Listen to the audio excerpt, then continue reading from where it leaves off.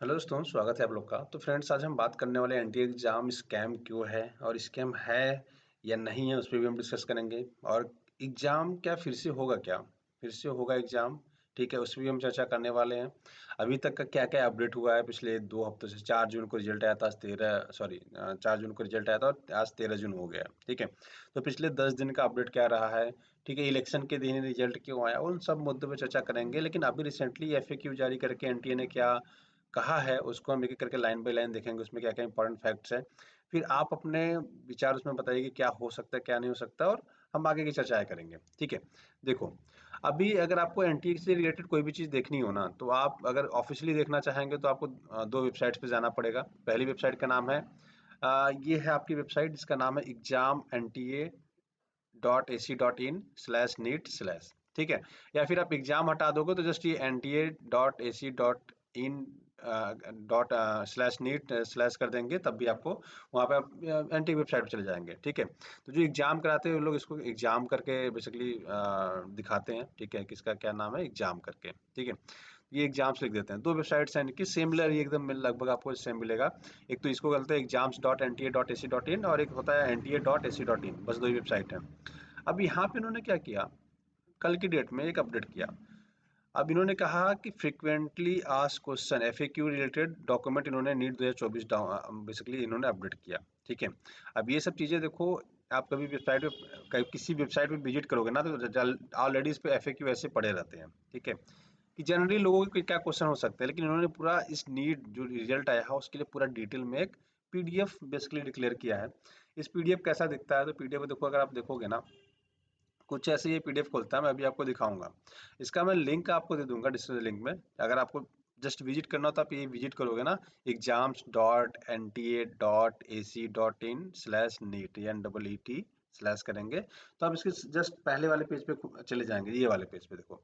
अब इस पेज पे जाएंगे जहाँ ये फ्रिक्वेंटली आज क्वेश्चन लिखा है ना, यहाँ पे जस्ट क्लिक करिए, डायरेक्टली पीडीएफ, ये वाला पीडीएफ ओपन ही हो जाएगा, ठीक है। अब बात करते हैं कि ये एग्जाम देखो, एक तो ये याद रखिएगा कि एग्जाम बहुत डिफिकल्ट होता है। डिफिकल्ट इन द सेंस कि कंपटीशन बहुत ज़्यादा है, सीटें कम होती है, इसलिए डिफिकल्ट हो जाता है, ठीक है। मैं पेपर लेवल की बात नहीं कर रहा। अब देखो इन्होंने पीडीएफ में क्या दिया, उस पर एक बार हम लोग चर्चा कर लेते हैं, ठीक है। देखो इन्होंने पीडीएफ में क्या दिया, पहले तो इन्होंने बेसिकली कहा है कि नीट क्या है, ये सब इन चीज़ों के बारे में हम बातें नहीं करेंगे, ठीक है, कि इसने नीट के बारे में क्या कहा है, बाकी चीज़ें क्या है। हम इसके 9 पेज का पीडीएफ है, 9 पेज को देखेंगे, जो आपके काम काम की चीज़ें हैं मैं उसको एक बार हाईलाइट करूंगा, ठीक है। देखो, एक चीज़ ध्यान रखिएगा जो मैं भी आपको बता रहा हूँ, है ना, बड़े काम की चीज़ है आपके लिए। क्या है वो, देखिए, इन्होंने यहाँ पे क्या कहा है, ये इनका एग्ज़ाम हुआ था 5 मई को, ठीक है, ये 5 मई को एग्ज़ाम हुआ है और 2 से लेकर 5 के बीच में हुआ है, ठीक है। तो ये डेट और टाइमिंग याद रखिएगा, क्योंकि इसमें कुछ इंटरेस्टिंग फैक्ट्स है आपका, है ना। इसके अलावा तो कई लैंग्वेज में होता है। अच्छा, इंडिया के बाहर भी एग्ज़ाम होता है, ये याद रखिएगा। 14 सेंटर ऐसे हैं इंडिया के बाहर इनका जहाँ एग्ज़ाम होता है, ये है एग्ज़ाम सारे, ठीक है, जहाँ पे इनका ये एग्ज़ाम्स होते हैं, ठीक है। तो ये याद रखिएगा कि ये लोग यहाँ पे एग्ज़ाम कराते हैं। चलिए आगे बढ़ते हैं, ठीक है।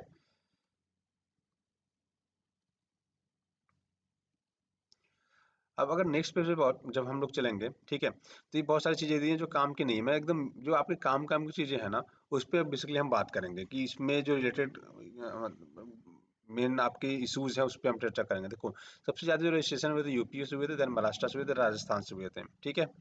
अब एक पे जाते हैं इस पे। अब देखो इसमें एक थोड़ा इन्होंने इशू क्या कर दिया कि उन्होंने कहा कि देखो, जो बच्चों ने हमें बेसिकली इन्फॉर्म किया था, ठीक है, हमें जिन बच्चों ने इन्फॉर्म किया था, हमने उन्हीं बच्चों के बेसिकली क्या किए हैं, मतलब ग्रेस मार्क दिए हैं। अगर मान लीजिए आपका लेट हुआ, अगर आपने कंप्लेन नहीं की, तब हमने उसमें कोई भी कार्रवाई नहीं की है, ठीक है। तो आपको बेसिकली क्या करना चाहिए था, आपको बेसिकली कंप्लेन करना चाहिए था। तो एक तो इन्होंने ये इशू कहा है। दूसरा एक मेन, अब मैं आपको वो एफआईआर वगैरह पे भी आएंगे, अभी रुकिए। देखिए, अगर आप यहाँ पे देखोगे ना, तो यहाँ पे इन्होंने क्या किया था, 1563 बच्चों को हमने क्या किया है, बेसिकली कंपलसेंट्री मार्क दिया है, ठीक है। तब ये बेसिकली जो ग्रेस मार्क दिया, ये इतने बच्चों को दिया, इसके अलावा इन्होंने किसी को नहीं दिया। पहली बात तो इन्होंने ये कहा, ठीक है। अब एक चीज और देखिए, इन्होंने कहा कि 718 और 719 मार्क कैसे आ रहे हैं। उन्होंने कहा कि इन दोनों जो कैंडिडेट है उनको भी कंपनसेटरी मार्क्स मिले हैं, मतलब ग्रेस मार्क्स मिले हैं बेसिकली कह सकते हो, है ना। इस वजह से इनके 718 719 आ रहे हैं, वैसे तो ये पॉसिबल नहीं है। ठीक है, अब आते हैं एक टर्म्स जो सबसे ज्यादा इंपॉर्टेंट है कि जो 67, इन्होंने कहा 67 बच्चों को 720 मार्क्स मिले हैं। ठीक है, तो उन्होंने क्या किया, उन्होंने क्या कहा कि 44 बच्चों को इन्होंने क्या किया है, उन्होंने 44 बच्चों को कंपनसेटरी मार्क्स दिया है, इस जिसकी वजह से क्या हो रहा है कि इतने नंबर ऑफ कैंडिडेट्स बढ़ गए हैं इनको। और क्यों दिया है, लॉस ऑफ टाइम। ठीक है, इन्होंने क्या किया है, लॉस ऑफ टाइम की वजह से बेसिकली उन्होंने कौन सा कंपनसेटरी मार्क दिया है। ठीक है, अच्छा एक फिजिक्स का क्वेश्चन था जिसमें क्या था कि 2 से ज्यादा ऑप्शन सही थे, उस पे भी आते हैं, तो इसके आगे जस्ट पेज पे ये क्वेश्चन था जिसमें कि एनसीईआरटी की जो नई वाली एनसीईआरटी वो कहती है कि ऑप्शन एक ठीक है। मैं क्वेश्चन पढ़ के नहीं समझाऊंगा क्योंकि आप पे वो रिलेवेंट है नहीं, है ना। जैसे एक सिंपल सा मैं आपको एक एग्जांपल देता हूँ यहाँ पे। ठीक है, जैसे कोई एक स्टेटमेंट दे दिया, एक दूसरा स्टेटमेंट दे दिया। ठीक है, यूपीएससी वगैरह की प्रिपरेशन आप करोगे तो वहाँ पे आपको ज़्यादा बेटर समझ में आएगा। तो उसमें से कहता है कि पहला वाला सही है या दूसरा वाला लाइन सही है। तो एक एनसीईआरटी जो नई वाली वो कहती है पहली वाली लाइन सही है, और जो ओल्ड एनसीईआरटी है वो कहती है ये वाली लाइन भी सही है, ये वाली लाइन भी सही है, दोनों लाइन सही है। ठीक है, ऐसा समझो। इस क्वेश्चन में क्या हुआ कि इसमें जो आज अगर आप नीट का एग्जाम दोगे तो इसमें 4 ऑप्शंस होते हैं। ठीक है, उन चारों ऑप्शंस में क्या रहता है, जैसे मैं आपको समझाता हूँ इसमें देखो। जैसे अगर आप नीट का एग्जाम दोगे ना तो इसमें 4 ऑप्शंस होते हैं दोस्तों। ठीक है, ये क्वेश्चन हो गया आपका, यहाँ पे ऑप्शन होता है ए बी सी डी करके ऑप्शन रहते हैं। तो इसमें जनरली क्या रहता है, एक ही आपको टिक मानना रहता है, मोर देन वन वाला ऑप्शन नहीं होता। यूपीएससी वगैरह पीसीएस वगैरह मोर देन वन का ऑप्शन हो जाता है, बट इसमें नहीं रहता है। ठीक है, जब भी गोला भरोगे तो वो पहले और लास्ट में आके वो भी एबीसीडी में ही करते हैं। अब हुआ क्या कि यहाँ पे 2 ऑप्शन सही थे, पहला वाला मान लो और दूसरा वाला, ऐसे एग्जाम्पल के तौर पे मैं समझा रहा हूँ। अब किसी बच्चे ने इसको सही किया, किसी बच्चे ने इसको सही किया, और किसी बच्चों को मान लीजिए इसका कंफ्यूजन हो, उसने छोड़ दिया तो उसको नंबर नहीं मिलेगा। जिसने अटेम्प्ट कर दिया या तो ये मारा है टिक या तो ये मारा है, तो उसका भी उसको नंबर मिला। इसी वजह से क्या है, उसके 720 में 720 आ गए। पहला इन्होंने रीजन ये दिया कि 720 में 720 क्यों आ गया जब ये क्वेश्चन गलत था। तो अच्छा, जो क्वेश्चन गलत होता है या किसी को नंबर नहीं मिलना चाहिए, ये लोग क्या करते हैं, उसके 4 नंबर सबको दे देते हैं। ठीक है, बात वही होती है, या तो मत दो या तो 4 नंबर दे दो। यहाँ पे जिसने ए और बी में से किसी एक को टिक किया था उसको भी वहां पे 4 नंबर दे दिया। ठीक, ये 8 नंबर तो मिल गए। जो क्वेश्चन गलत था या सही था उसका उन्होंने क्लियरली स्टेटमेंट दे दिया। अब उसके बाद अगर बात करेंगे तो इन्होंने कहा कि 44 बच्चों को दोस्तों हमने कैसे दे दिए, कंपनसेटरी मार्क्स के थ्रू दे दिए। ठीक है, अब उसके आगे बढ़ते हैं। 718 719 की बात भी उन्होंने कह दी किसमें, एफएक्यू में। अब आते हैं थोड़ा इसमें और आगे। ठीक है, इन्होंने कहा कि जितने भी हमारे सेंटर है दोस्तों, सारे के सारे सीसीटीवी कैमरे के अंतर्गत ही किए गए हैं। ठीक है, अच्छी बात है, चलो ये होना चाहिए। इन्होंने कहा कि एक चीज और कही थी। ठीक है, एक राजस्थान का मामला था, अभी आगे आएगा मुझे लग रहा है। ठीक है, अच्छा इन्होंने ये भी कहा कि मेरिट हम कैसे डिसाइड करें, ये सारी बातें कही हैं, मैं उस पर नहीं आऊँगा अभी। मैं बात करने वाला ये कट ऑफ इन्होंने इस बार का दिया है जो बहुत ज़्यादा है। ठीक है, वो भी आपके ठीक है जितना चाहिए। मैं एक बड़ा मज़ेदार इन्होंने चीज़ें कही हैं, उस पर मैं आने चाह रहा था। यहाँ पे मैंने ये चीज़ें तो बता दी आपको। एक स्कूल था राजस्थान का, जो जब बिहार में जो एफआईआर हुआ, देखो इसको बातें भी इन्होंने कही है। ठीक है, इन्होंने कहा कुछ सबूत हमें नहीं मिले ठोस ऐसा कि पेपर लीक हुआ है ना, तो ये बात इन्होंने डायरेक्टली कह दिया है। अब आते हैं, हाँ ये रहा आपका। इन्होंने कहा कि सवाई माधोपुर में एक राजस्थान में सेंटर था।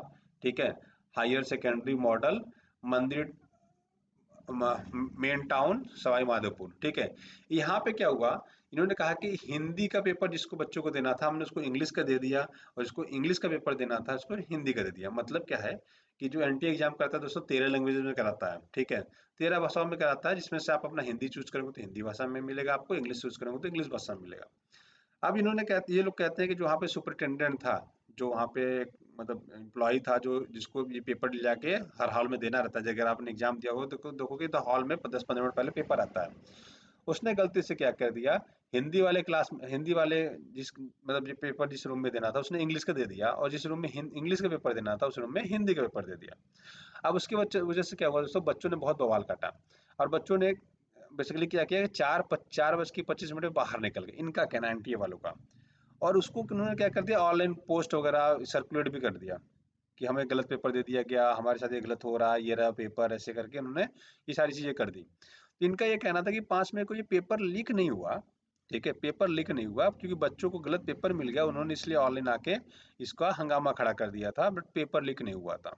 ठीक है, ये कहना है एनटीए का जबकि पेपर का टाइमिंग क्या होता है, 2 बजे से लेकर दोस्तों 5 बजे तक पेपर होता है इनका पूरा, है ना, 2 से 5 तक होता है।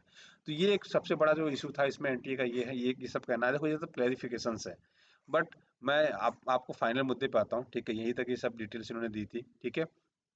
अब इन्होंने एक एडवाइस दे दिया कि आप nta.ac.in पे जाइए या exams.nta.ac.in/NEET पे जाके आप लेटेस्ट कुछ भी अपडेट होता है तो उस पर आप जाके देख सकते हो, ठीक है। अब आते हैं मुद्दे पे, क्या एनटीए का कहना है, क्या सही है क्या गलत है, उस पर आप चर्चा कर लेते हैं एक बार, ठीक है। स्कैम है तो क्यों है, अच्छा ये रोका जा सकता है कि नहीं रोका जा सकता, चीटिंग हुई कि नहीं हुई, देखो अब एनटीए नहीं मानेगा। एनटीए ने क्या कहा कि हमने ये 4 स्टेट से दिल्ली, छत्तीसगढ़, हरियाणा और पंजाब, जहाँ पे इन्होंने ग्रेस मार्क या कंपलसेंट्री मार्क दिया था, इन्होंने कहा कि क्लैट के लिए एक जजमेंट आया 2018 में, उसको देखते हुए हमने क्या किया था, बच्चों को कंपलसेंट्री मार्क्स दे दिया, ठीक है। अब हुआ क्या इसकी वजह से कि एआईआर जो बच्चे थे वो 67 हो गए, 720 में 720 आ गए, 718 और 719 आया, कैसे आया उन्होंने ये भी बता दिया, ठीक है। अब देखो 2 चीजें हैं जो आपको समझने की जरूरत है, ठीक है। पहला ये है कि ये मामला तो अभी देखो सुप्रीम कोर्ट में चलेगा, ठीक है, सुप्रीम कोर्ट में चलेगा, बट मेरे हिसाब से आपको अपनी स्टडी चालू रखनी चाहिए, ठीक है। आप लड़िए उसके लिए लेकिन अपनी स्टडी चालू रखिए, क्यों, 2 कंडीशन आगे जाके बनेंगे, देखो सुप्रीम कोर्ट में या तो हो सकता है कि पेपर को ये लोग कैंसिल कर देंगे, ठीक है, री एग्जाम लेंगे, या दूसरा होगा इसी को कंटिन्यू कर देंगे। अगर आपको इस लिस्ट में नाम होगा चलो अच्छी बात है, अगर इस लिस्ट में आपका नाम नहीं हुआ, ठीक है, तो आपको क्या करना पड़ेगा, फिर से प्रिपरेशन करना पड़ेगा, तो आप उसके लिए तैयार रहिए, ठीक है। दूसरा ये है कि अगर सुप्रीम कोर्ट में मामला जाएगा, अगर सुप्रीम कोर्ट कैंसिल करती है तो अच्छी बात है, उनको जितने भी आपके प्रूफ है सारी चीज़ें आप वो दीजिए। देखिए एनटीए ने अपनी सफाई दी है ना, अब आप अपनी भी सफाई तो दोगे, 718 आए तो कैसे आए उसका डिटेल दीजिए सारा, है ना, किन किन स्टेट से आए हैं, क्योंकि अभी अभी एक केस और आ रहा है कि बहुत सारे और जगहों पर लॉस ऑफ टाइम हुआ है ना, वहाँ पर उनको कंपनसेटरी मार्क्स नहीं दिया गया है, ठीक है। क्या अदर स्टेट्स के जिन्होंने 4 स्टेट्स बताए थे जो 1563 बच्चे थे, क्या उसके अलावा किसी और स्टेट में लॉस ऑफ टाइम हुआ है क्या, या किसी को बच्चे का किसी और कोई और बच्चा जिसका मान लीजिए ओएमआर में आ रहा है 460, मान लीजिए वो यूपी का है और देख रहा है कि वो 520 हो गया उसका, ठीक है। तो अगर ऐसे केसेस भी होंगे, ठीक है, अगर ऐसे केसेस भी होंगे तो उसको भी देखना पड़ेगा, है ना, ठीक है। अब देखो ये स्कैम हो कैसे जाते हैं या स्कैम को रोका कैसे जा सकता है, ठीक है। आपको पता होना चाहिए कि आप डॉक्टर्स बना रहे हो जो आपका इलाज कल को करेंगे आपके पूरे देश का, ठीक है, पूरे देश के लोगों का करेंगे, ठीक है। तो बहुत सारी जिम्मेदारियां उनके पास रहेंगी। देखो एक चीज हमेशा याद रखिए कि जो चीटिंग होती है ना, ठीक है, चीटिंग जो होती है इसके लिए 2 फैक्टर जिम्मेदार है। मैं आज के टाइम पे अपने पॉलिटिशियन नेताओं को दोस्तों सबसे ज़्यादा जिम्मेदार मानता हूँ, क्योंकि अगर इनकी सह नहीं होगी ना तो ये लोग चीटिंग कर नहीं पाएंगे। कहना मेरा एलिगेशन आप लोग कह सकते हो, ऐसा डायरेक्ट आप एलिगेशन दे रहे हो, नहीं ऐसा नहीं, ऐसा है दोस्तों, ठीक है। क्यों, क्योंकि अगर एक बार चीटिंग हो गई तो ये हमारे पॉलिटिशियन क्या है, या तो ये आपके असेंबली में बैठे होंगे या तो आपके पार्लियामेंट में बैठे होंगे, है ना, यही 2 जगह बैठे होंगे। यार ऐसा रूल्स ले आओ, रेगुलेशन ले आओ, कानून ले आओ कि जो चीटिंग करवाएगा या करते हुए पकड़ा जाएगा, है ना, जैसे जो स्टूडेंट है अगर वो चीटिंग करते हुए पकड़ा जाए उसको हमेशा के लिए डिबार्ड कर दो, है ना, उसको निकाल दो कि आप तुम एग्जाम नहीं दे पाओगे, ये सारे स्टूडेंट्स के साथ होने चाहिए, तो लोग पैसा देना ही बंद कर देंगे। एक तो ये तरीका हो जाएगा।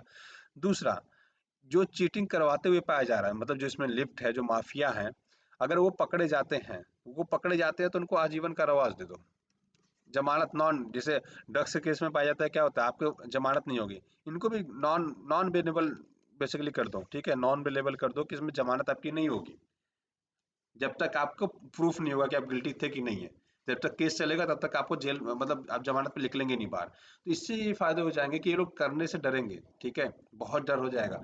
प्लस दूसरा ये कि हमारे नेता ईमानदार होंगे तो ऑटोमेटिक चीजें सही हो जाएंगी, क्योंकि हम कई बार केसेस ऐसे आते हैं कि इनका लिंक उस नेता से था, जब पकड़े जाते तो नेता पल्ला झाड़ लेते, जी हमसे तो कोई मतलब ही नहीं था, और ये चिल्लाते रहते नहीं नहीं नेताजी ने कहा था, नेताजी करवा रहे, नेताजी करवा रहे, क्यों, देखो अब इलेक्शन के टाइम था, इस बार इलेक्शन था इसलिए देखो ये सब चीज आ रही है। अब ग्रेस मार्क का कॉन्सेप्ट अभी आया, इससे पहले क्यों नहीं आया, आप देखो 2018 में क्या हुआ था, क्लैट के लिए उन्होंने जजमेंट दिया था, है ना, क्लैट के लिए जजमेंट 2018 में आया था, तो भाई 2019 में कहाँ थे आप, 2020 में कहाँ थे, 2021 में कहाँ थे, 2022 में कहाँ थे, 2023 में कहाँ थे, कहाँ थे, है ना, तब एनटीए कहाँ था, इतने साल तक एनटीए कहाँ था, 2024 में ही कंपलसरी मार्क देने के लिए आप क्यों रेडी हुए, इससे पहले आपने क्यों नहीं दिया, ठीक है, ये सारे क्वेश्चन हैं। तो आपका क्या विचार है, एग्जाम होना चाहिए कि नहीं होना चाहिए, आपको क्या फील होता है, ठीक है, तो ये कमेंट करके जरूर दोस्तों बताइएगा, ठीक है। अगर वीडियो इन्फॉर्मेटिव लगी होगी तो चैनल को सब्सक्राइब करना ना भूलिएगा। Thank you so much, have a great day.